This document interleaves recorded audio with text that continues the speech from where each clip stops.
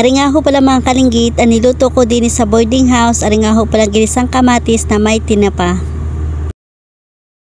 Pagkalabas ko nga ho pala mga kalinggit galing sa trabaho, ay bumili na nga ho pala ako ng lulutuin ko ngayong hapunan. Ay hindi na nga ho pala hapunan at gabi na. Bumili nga ho pala ako ng tinapa, siling mahalang, 3 kamatis, 1 bawang na buo, tapos 1 sibuyas.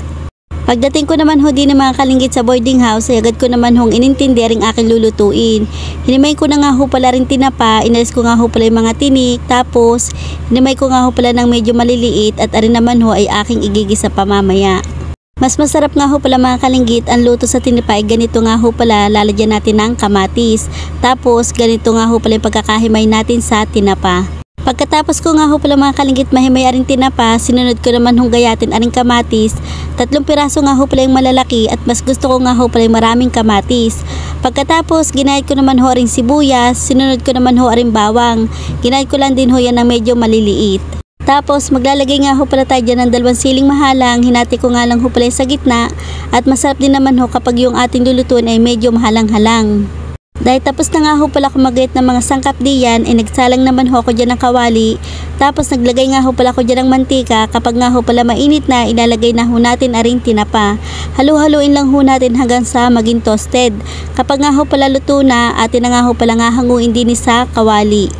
Nang mahango na nga ho pala natin yung tinapa, ay dito na nga rin ho pala tayo magigisa ng sibuyas, bawang at siling mahalang.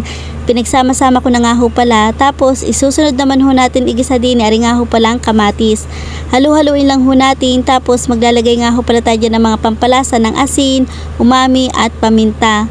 Tapos halu-haluin lang ho natin ng mabuti para yung lasa ay magsama-sama.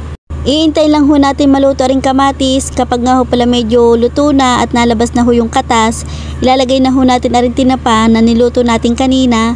Tapos halu-haluin lang ho natin ng maigi para ho magsama-sama. Ari naman ho mga kalinggit ay mabis nga lang ho pala maluto at makalipas nga ho palang ilang minuto, ari na nga ho luto na yung ating ginisang kamatis na tinapa. Dahil luto na nga ho pala rin mga kalinggit, atin na nga ho pala nga hanguin din sa kawali.